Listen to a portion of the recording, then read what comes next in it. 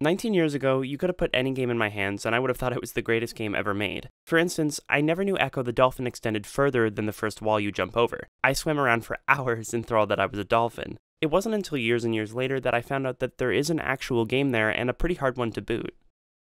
But in all of that childlike hysteria, Sonic the Hedgehog was at the forefront. It was colorful, fast, flashy, and I loved it. It might be the first game I ever played. It's funny though, because despite that, I couldn't remember anything about it aside from Green Hill Zone, the melody, the bright colors, and Sonic rolling his way through the hills. For something I can barely recollect, the nostalgia is strong. I think this is why Sonic Mania grabbed my attention so firmly. All that familiarity of being a kid and loving everything I touched, the emotion came rushing back. And I was so happy to feel that because the other Sonic games just aren't the same, not since they took on the punk rock theme. I enjoyed Sonic Adventure 2, but I wouldn't say it was very good. The point is the quality of the 3D Sonic games is just not very high, even in the one I liked. I don't think Sonic has to return to its roots to be good again, but it does make it easier to have a solid entry because they're naturally simpler. Of course, I can imagine that I've upset some Sonic fans by saying the 3D games aren't very good. If that's the case, then I ask you to view this video in a different light. Rather than taking this as all the other Sonic games are bad, consider this video as more of an appreciation of Mania because it's so good, because that's really what this is about. Sonic Mania is an incredible game. Bigger levels, more interesting design both visually and gameplay-wise, a modernized soundtrack while retaining that classic feel, and tighter controls. It's a step up in every way. I was super into it the second I loaded up into Green Hill Zone. That melody, the bright colors, and Sonic rolling his way through the hills. Well, I already said that, didn't I? That should make sense considering it's a reimagining of the same level from Sonic 1, but it brings something into question, one that I'll raise shortly. When I was close to beating this game the first time and started to realize I wanted to do a video, I wanted to specifically point out how Sonic Mania has a lot more actual platforming than the original games did, and how those ones were more like a don't touch anything level in something like Super Mario Maker. Even though I said I fondly remembered Sonic 1, I did say I was young enough to find anything I touched fun, but I wanted to verify my memory, so I replayed Sonic 1, 2, 3, and Knuckles, which I'll call K. These games are much more than just a Line Rider track. Now, they are still less extensive than the levels in Mania, but given the gap in release date, I'd say that's fair. But they are a lot more challenging than I'd given them credit for, and quite a lot of fun. And then there's Mania, and the question I asked myself while playing these games: how much does Sonic Mania owe to the original games? Well, technically its whole existence, but seriously? Before I get into the actual answer, I should say why the question even matters. Sequels are always going to reuse stuff from the prior games, otherwise it's not really the same series, right? But what if you had an already established franchise and someone new wanted to try their hand at their own edition and just reuse a ton of stuff that had existed in the previous games? I'd imagine it would draw a lot of criticism for laziness or just taking someone else's stuff, especially in the case that the new work is narratively canonical. What if they took all the original characters and concepts and betrayed and bastardized them? Yeah, that would be terrible. All these things are a little more forgivable if the new piece of work is being done by the same people who did the originals, and this is why Sonic Mania is put in a weird spot. It's a fan-made game. Now, reusing a ton of stuff, if it's good, does that matter? It's really difficult to answer, but in the case of Sonic Mania, I can start by looking at what made the original games good, and then what made Sonic Mania good. Essentially, does Sonic Mania succeed on its own merits or the nostalgia of classics?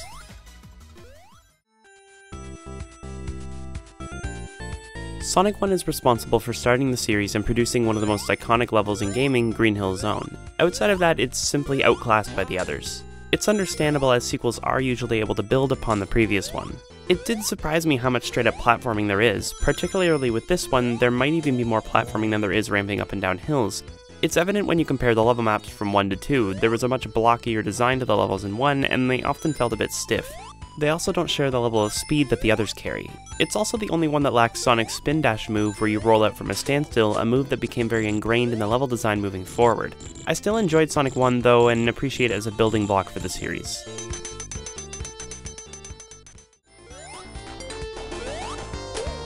I'll say immediately that Sonic 2's best aspects were its music and themes, but the level design had a notable increase in quality. They flow considerably better and feel more cohesive in how the speediness plays with the platforming. Thanks to adding spin dashing too, the levels didn't need to add ramps in order to get you to top speed. Sonic 2 also added co-op, which I really enjoyed playing with my brothers when I was a child. If you're not playing co-op though, the new character Tails is along for the ride as an AI companion. This isn't wholly a bad thing, but since Tails is able to collect rings and inflict damage, he makes the game generally easier.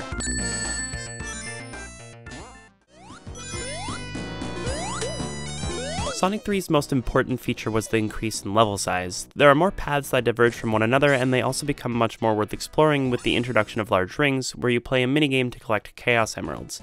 In this minigame, you turn all the blue spheres you see into red by walking over them while avoiding any red ones. It's not incredible, but it was better than any of the minigames in the prior two. In fact, Sonic 2's minigame was so bad that I intentionally died anytime I entered it, which is why I didn't know that Sonic 2 was the one that introduced Chaos Emeralds, which I'll explain what they're for later. But the point is that in Sonic 1 and 2, you had no reason to explore the levels. Of course, there wasn't really much extra room to do so. In 3, you're rewarded with either a large ring or power-ups that were introduced. On top of levels being larger, the actual design of them was much more intricate too, which is easily noticeable in Launch Base Zone. As well, Sonic 3 added the ability to do a spin attack in the air called the Insta-Shield, which was a more reliable attack than just jumping. They also added Tails as a playable solo character who had the ability to fly for a brief period of time instead of Insta-Shield. The only real issue I had with Sonic 3 was Carnival Night Zone, the most irritating level in all of the originals. Some of that had to do with the music, but it's just not a very fun level.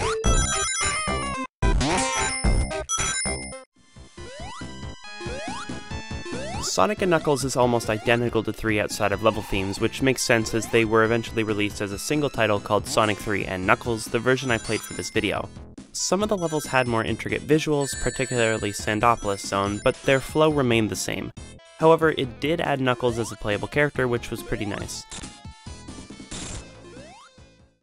With all that said, this video is about how Mania compares to the originals and whether it succeeds with or without them, but it is going to be a review of the full game without just the comparisons.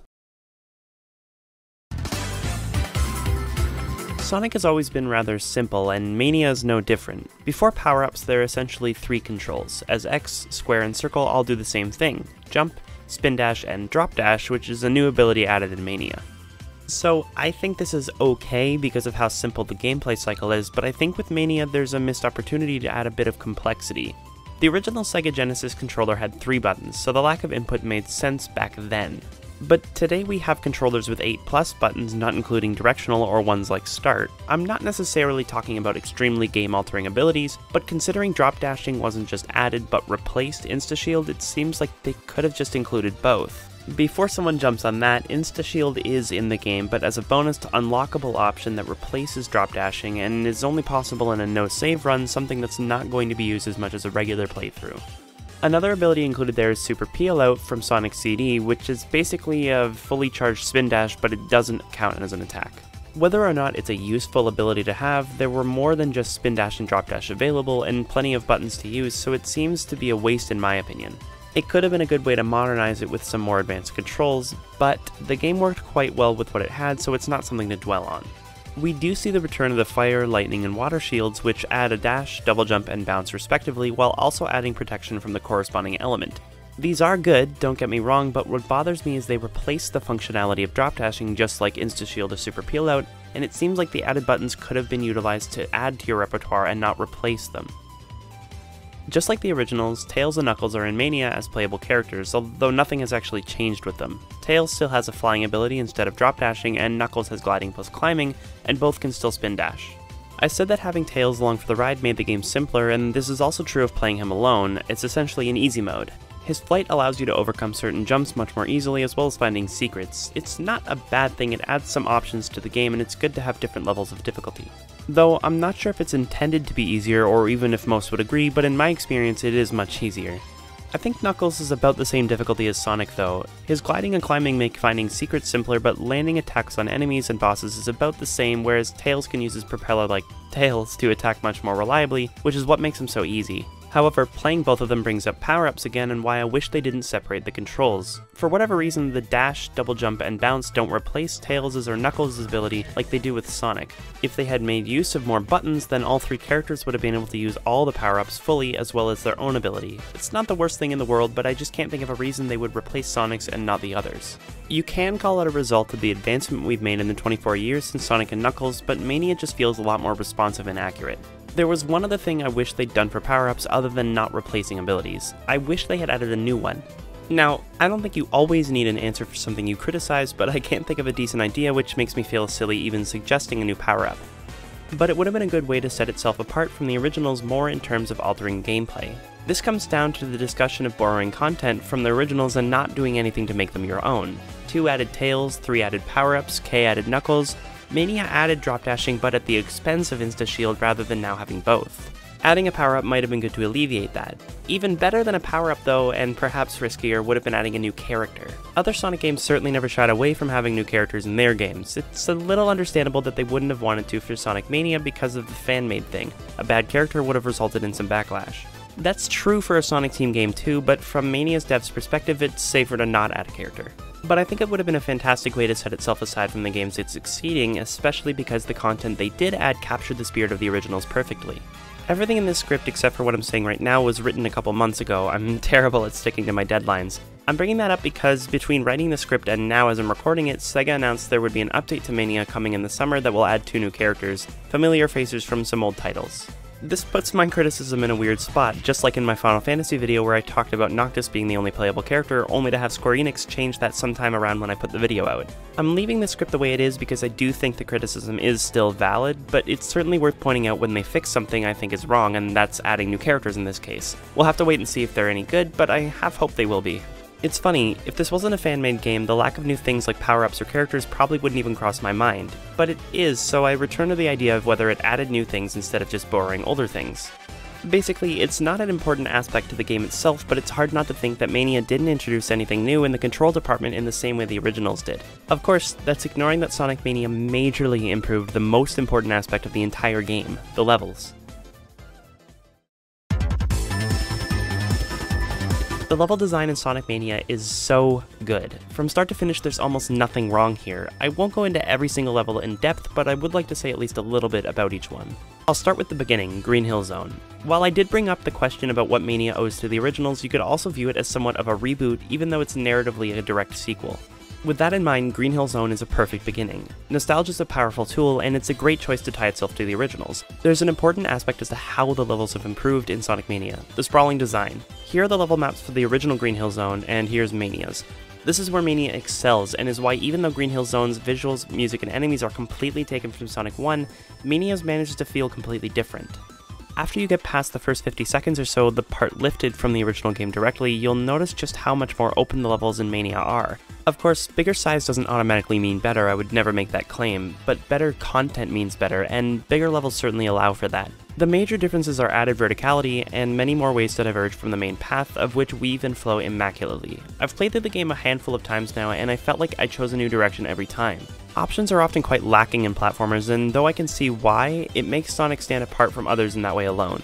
Sonic Mania's version of Chemical Plant Zone is probably the best example of the added verticality. For the most part, Act 1 behaves the same way it did in Sonic 2. Act 2, on the other hand, is incredibly different. A quick look at the level maps again can show clearly that it's different, but not just the size and increase in verticality alone. There's an entirely new mechanic that really opens up the verticality in the level in a way that's never seen before in a 2D Sonic game. In the beginning of this zone, you're stuck in a room with dark blue sludge that you saw in Act 1 and you probably found out hurts you, and a lighter blue one onto the right that will act as a bounce pad if you jump onto it. You'll also notice 2 syringes on top of both sides, the first of which you're more likely to jump on first and see that it changes the dark blue into the same light blue jelly on the right side. When you jump on the second syringe, the light blue will now turn green, which bounces you much higher and lets you leave the room. Now, as much as I like this and Mania in general, I don't want to make it sound like this is an extremely deep game that I need to analyze every single aspect of, but I really like when a game presents a simple mechanic like this. It helps that this does alter how the level is played largely from others. They allow for large sections that see you bouncing up and down rather than the standard zipping from left to right. The next 4 zones I have in mind do similar things that Chemical Plant did. They're good too, but a lot of the explanation is the same. Hydro City Zone for one largely improved the above water sections. In Sonic 3, the platforming in this level was dull, the only risk being whether an air bubble came out in time for you. The first act was upgraded by making the water more interactive. Water levels in games are often not my favorite, but for Sonic, it's not because of the anxiousness I felt when I'm running out of breath, it's just that it's too slow and nothing interesting happens. Mania introduced 2 new things to this level, switches that raise and lower the water level, and boats that you can move left and right by standing on either side. These mechanics, like in Chemical Plant, are required in order to complete the level, so it's not like these are really a new option to the level, but interactivity can make the zone feel more involved and break the monotony of simply running and jumping. These aren't huge changes, but that's why they're important. This shows that even small and modest alterations can completely recreate a level. They were also rather necessary though. I think Mania had better level design than 3 and K overall, but some of the levels that come from 3 and K, to me, could have been done a bit better at reshaping them. Since 1 and 2 had much shorter levels, the Mania remixes had a much easier time standing apart from them, but 3 and K's I felt had too many sections that were taken directly from the original levels, and those new mechanics helped to lessen that. Another good one is Oil Ocean Zone. In Act 2, as you continue through the level, your screen will fill with gas, which will eventually cause you to lose rings one by one. Throughout it, you'll find pulleys that removes the gas. It embraces a sense of urgency to the level. It's functionally similar to the way you run out of breath in water levels, but thematically more interesting, and doesn't affect the way you move like water does. Mind you, this level does have an issue in that the submarine sections are terrible. They're too tight and too small for them to matter, and they could have been a more interesting way of connecting different sections. The third zone here is Metallic Madness Zone. I suppose I should have included Sonic CD considering that there is borrowed content from that game too, but this is one of the coolest levels in the game. And I'm surprised by the number of level-specific features that exist here, as usually they only have one sort of gimmick to them. There's a shrink ray and a platform that spins you around to the middle ground. The shrink rays are cool because they're secret paths only attainable when you're tiny, and you can miss them if you go too far and get turned back to regular size. And of course, the middle ground parts are good too. Adding a different physical plane allows for those parts to have more condensed content, but doesn't make it feel too cluttered.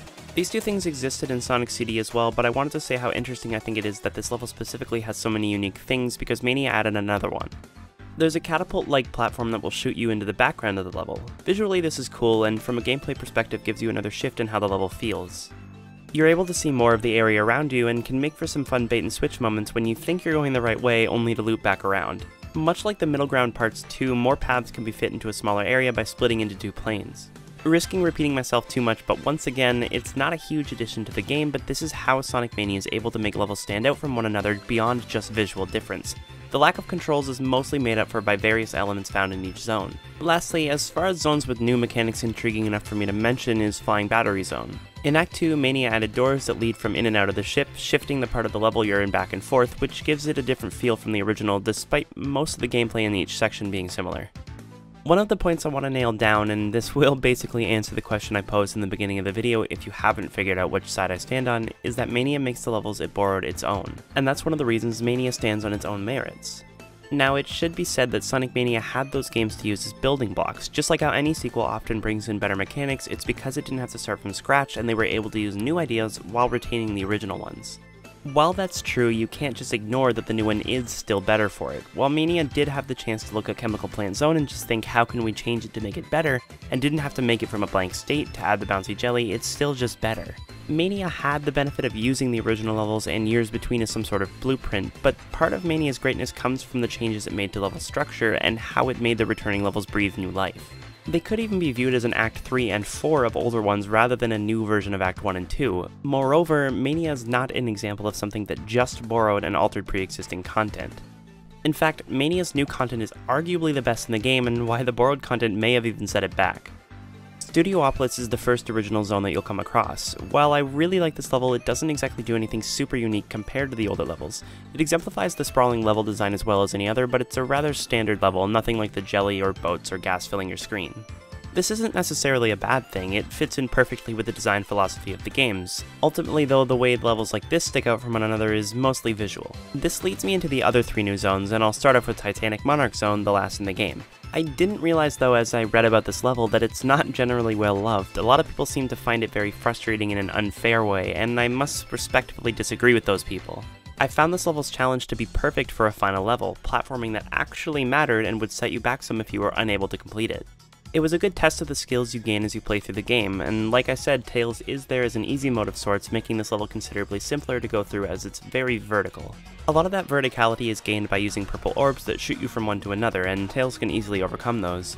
Act 2 also did something very interesting when you reach a room with 4 paths, each that teleport you to a new location.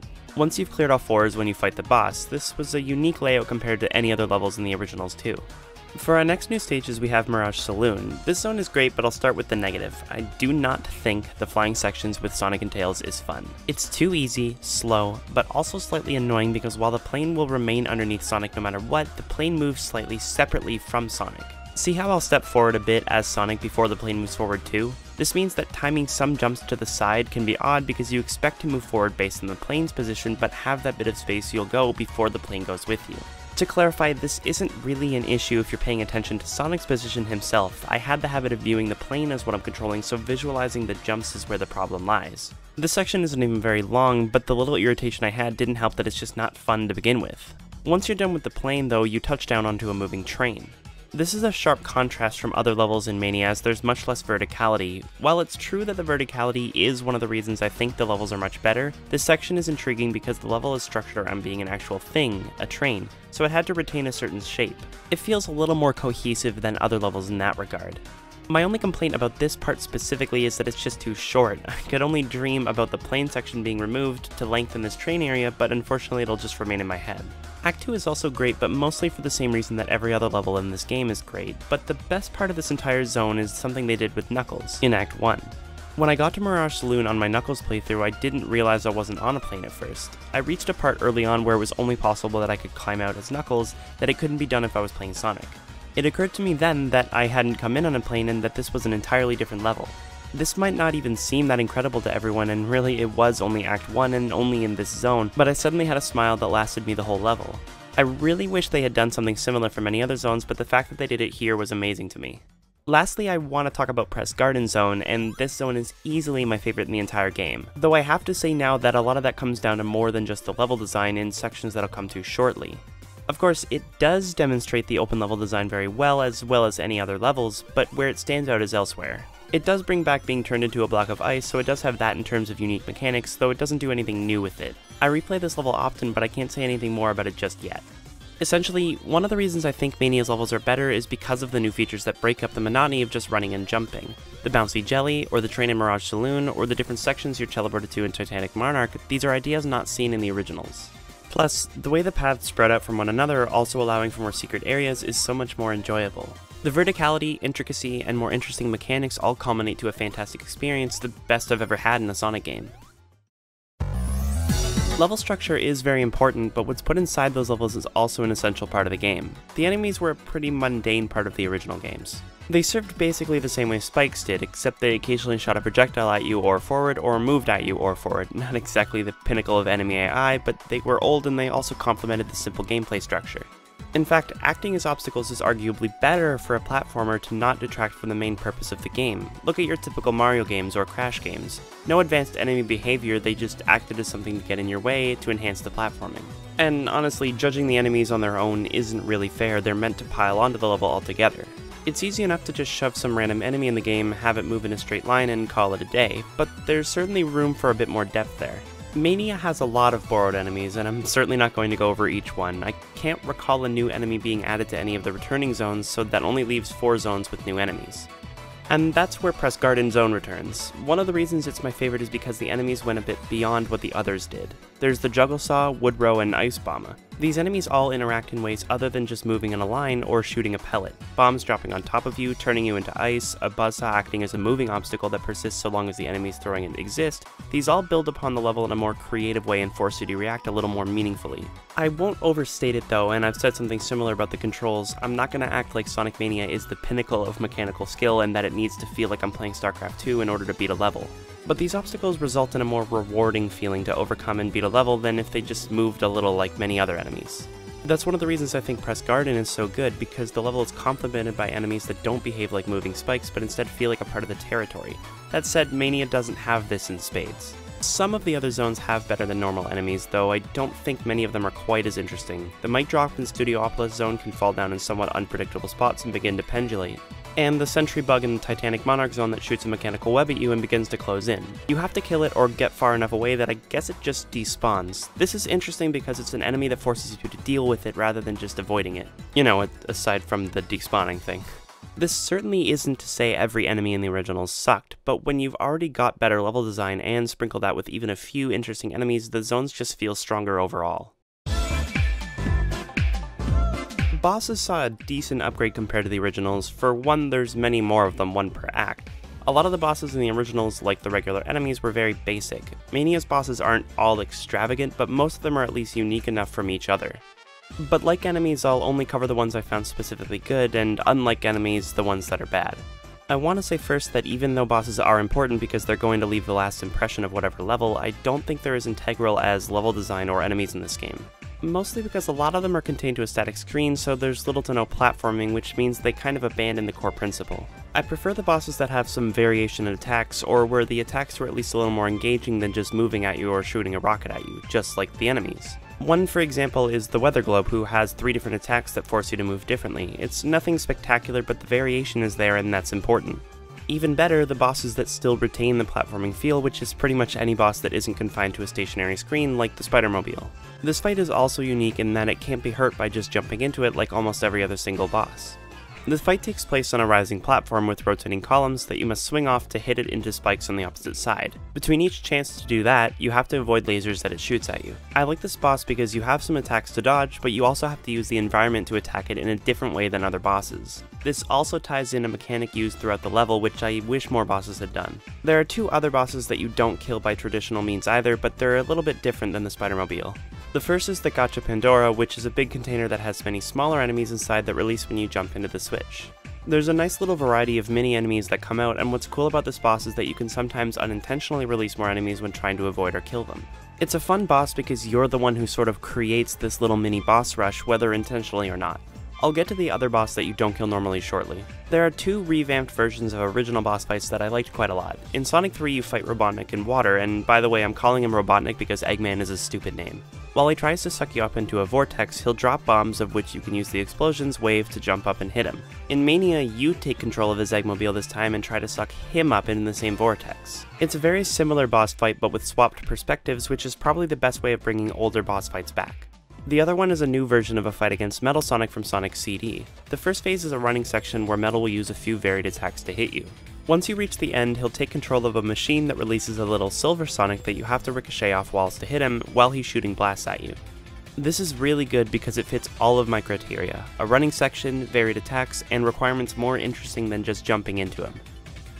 There's a subgroup of bosses called the Hard-Boiled Heavies that I really enjoyed for the most part. They make up some of the more interesting fights. The Heavy Rider and Heavy Magician are 2 good ones, both of which have a multitude of attacks that all require you to be prepared and don't leave you a ton of time to land damage. The Rider has 2 different tracks you can drive along with varied abilities, while the Magician has 3 different transformations, each with their own attack that you have to hit before getting a chance to hit him directly. They have a level of trickiness that you don't get from any other bosses, where timing is something to be aware of. My favorite of them though is the Heavy Shinobi, who, go figure, happens to be on Press Garden. Like one of the enemies in the same zone, he can turn you into ice, which makes him the only boss that alters your state. Although he seems to be the exception of my criteria. He has a stationary screen, little variation, and you just need to jump into him twice to land a hit. But he has something else that I liked, a bit of bullet hell where his shuriken explode into spikes that flood the screen. You have to hit him as he jumps into the air to stagger him, which is also when he throws the shuriken, so some timing is required. There aren't 100 spikes flying everywhere to worry about, but hitting him is a bit riskier. There's one more boss I loved, but I'm gonna hold off on that for a second to talk about bosses I didn't like or at least had problems with. The first is the Heavy Gunner. It's not totally terrible, I actually like the idea of this fight. The issue arises with how Mania handled momentum when combined with a moving screen, or rather an auto-scroller. You can easily keep pace with the screen by running forward, but jumping causes it to behave strangely, wherein the momentum drops off and the screen catches up to you. During this fight, he shoots rockets at you, one type you have to avoid and the other type you have to jump on top of. With the screen moving a bit unpredictably, it can make the precise jumping feel very off and causes some mistakes that really shouldn't have occurred. You can just hold against the wall and time the jump that way, but that feels a bit exploitative and it's just not fun. It's a shame though, because this is the kind of boss that makes a lot of sense for Sonic, and it's very similar to the running section of Metal Sonic, which doesn't share the problem with momentum. Although to be fair, that's comparing an auto-scroller to just a movable screen. This other boss is a much different issue though, and I've already had a fair amount of people disagree with me. The Mean Bean Machine is literally just playing Puyo Puyo. Not only is Puyo Puyo not fun, I absolutely do not agree with the complete change up from core gameplay for a mandatory boss fight. Slight changes like controlling a ship is fine or having this as a minigame, but even in cases where I like the new gameplay, it feels wrong to drastically stray away from what the actual game is for a boss, especially because this is the only time that happens. Not only that, but this might be the easiest fight in the game. You could have never heard of Puyo Puyo before, and you could learn it from scratch and beat him in the time it takes him to do anything meaningful. Not the best decision in my opinion. And don't use the, oh but it is a Sega game thing, because they didn't throw a fucking Super Monkey Ball level in either. Okay, it's okay, I'm not actually that mad about it. That's about it for bosses I had notable issues with. The last boss I want to mention though is the last boss, the Phantom Egg. This fight is similar to the structure of the level in that you have different sections to complete as you go through it. As you try to destroy each of the 4 tethers, he'll transport you to an upgraded Phantom version of the heavies where you have to avoid their attacks to return the Phantom Egg. This plays heavily into my desire for bosses to have various phases, and each are very different from one another. I also like seeing the return of some of the heavies as souped up versions. In a way, the Phantom Egg feels like a bit of a level of its own, which is what I want from a game like this. The bosses were given more consideration than in the originals, and Mania feels like a more complete game because of it. A significant number of bosses in the original games amounted to just sidestepping a simple attack and jumping at them a bunch of times, so they weren't really worth going over. That said, and I said it before, I wish more bosses in Mania had used features from the level as part of the fight. Incorporating the bouncy jelly and chemical plant would have been fun, or balancing the water levels in Hydra City. Because while I'm giving some praise to the bosses, sometimes they feel more like a period at the end of a level, and they should feel more like an exclamation mark.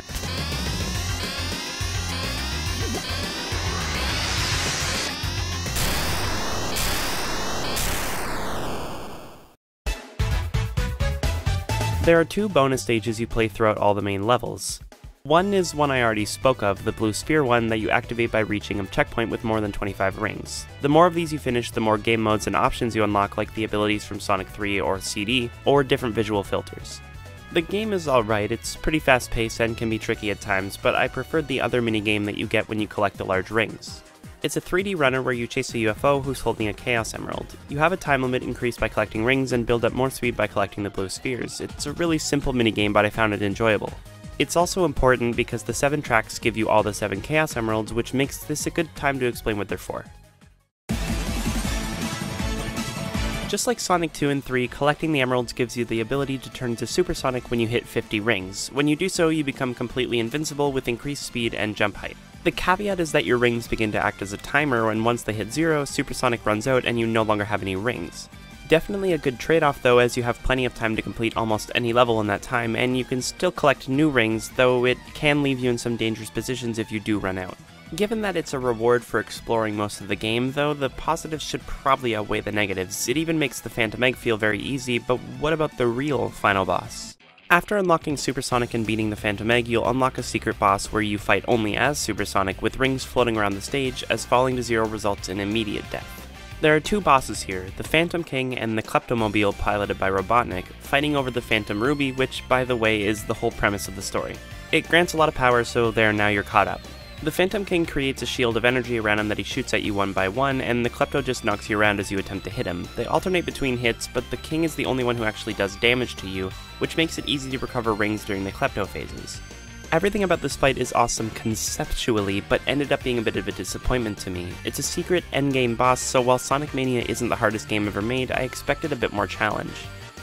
On the other hand, Supersonic is supposed to be very powerful, so maybe this fight should feel easy because you're in a godlike form, but at the same time the Phantom Ruby is supposed to be powerful as well, so how does it match up to the power of the Chaos Emeralds? Of course, now I'm getting into a discussion of the story even mattering at all, so I'll just stop there. While I did think the fight was cool, it felt unsatisfying for a final boss, especially one that's hidden and requires extra effort to reach.